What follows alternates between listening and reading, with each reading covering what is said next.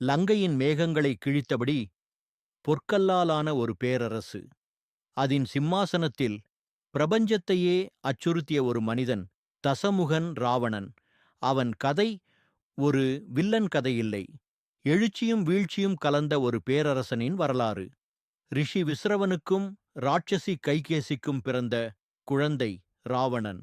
அசுர ரத்தத்தின் கொதிப்பும் ரிஷியின் ஞானமும் கலந்த அவன் சின்ன வயசிலேயே யுத்தக்கலையும் வேதங்களும் இசையும்னு எல்லாத்தையும் கற்றவன்.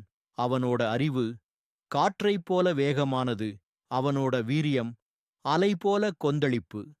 சிவன் வரம் பேரரசன் உருவான தருணம்.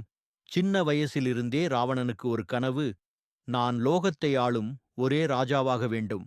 அதற்காக அவன் பெற்ற தவம் நடுங்கடிக்கும் தன்மை. ஒவ்வொரு தியானத்திலும் தன் ஒரு அங்கத்தை வெட்டி சிவனுக்குக் கொடுத்தவன். இறுதியில் சிவன் தோன்றி, நீ யாராலுமே பயப்பட வேண்டியவன் இல்லை என்று அவனுக்கு அளித்த பெருவரம். அந்த நிமிஷம் ராவணனின் அடிகள் பூமியை அதிர்க்க ஆரம்பிச்சது. லங்கை பேரரசின் பொற்காலம். ராவணன் லங்கையை பிடித்த பின்பு அவன் ஆட்சி உலக வரலாற்றிலேயே ஒரு பொற்காலம். பொற்கல்லாலான அரண்மனை, மேகத்திலே பறக்கும் புஷ்பக விமானம், மந்திர எந்திர கலைகள், ஆயுதங்களின் உச்ச வளர்ச்சி, மக்களுக்கு பாதுகாப்பு, வளம், செழிப்பு. லங்கை அந்த காலத்தில் சுவர்க்கம்னு கூட சொல்லப்படும் அளவுக்கு அழகு, சக்தி, செல்வம் நிறைந்த நாடு. அவன் அடக்குமுறை இல்லாதவன். அவனோட ஆட்சி சீரும் சிறப்பும்தான். சூர்பனகையை அவமானப்படுத்திய ராமனிடம் பழி வாங்க வேண்டும் என்ற கோபம் ராவணனின் அகம்பாவத்தை தூண்டியது. அதிக திட்டமிடலுடன் சீதையை கடத்தினான். ஆனா சீதையை அவன் ஒரு மலரைப் போல பாதுகாத்தான். அவளுக்கு தீங்கும் செய்யவில்லை.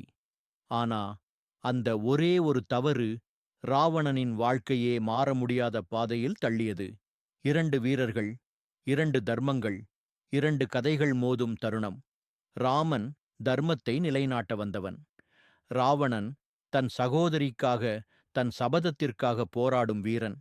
லங்கையின் கடற்கரை, 1000 யானைகள் ஓடும் சத்தம் போல இரைச்சல், ரதங்கள் மோதும் சத்தம், வாள்கள் சங்கரிக்கும் சத்தம், யுத்தம், பேரழிவு. ராவணனின் மக்களும் அவன் குடும்பமும் ஒவ்வொருவராக வீழ ஆரம்பித்தார்கள். ராவணன் போர்க்களத்துக்கு வந்த நிமிஷம் அவன் 10 தலைகளும் 10 கோபமும் வானவேலை போல எரிந்தது. அவன் விட்ட ஒவ்வொரு அம்பும் ஒரு மின்னலின் வேகம். அவன் எழும்பும் ஒவ்வொரு சத்தமும் ஒரு இடியின் அதிர்வு. ராமனும் அமைதியா தியானம் பண்ணி ஒரே ஒரு அம்பை எய்தான், இந்திராஸ்திரம். அந்த அம்பு 10 தலைகளையும் தகர்த்தது.